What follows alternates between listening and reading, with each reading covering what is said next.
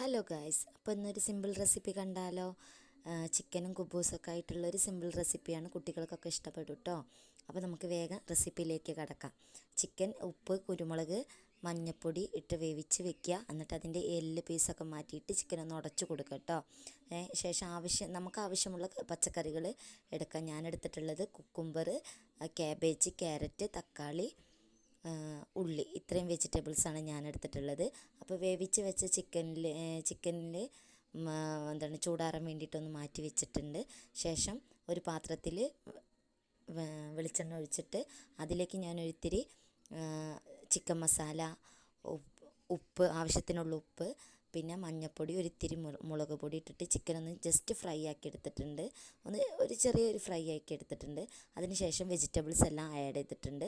Last കുറച്ച് കുരുമുളക് പൊടിയും പിന്നെ മല്ലിയിലയും കൂടെ ആഡ് ചെയ്തിട്ടുണ്ട് കേട്ടോ.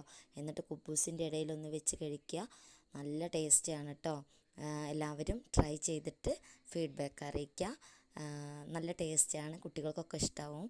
അതാകുമ്പോൾ നമുക്ക് ഇഷ്ടമുള്ള വെജിറ്റബിൾസ് ഇട്ടാലും മതി. അപ്പോൾ കുട്ടികൾക്കാണെങ്കിലും നല്ലൊരു സ്നാക്സാണ്.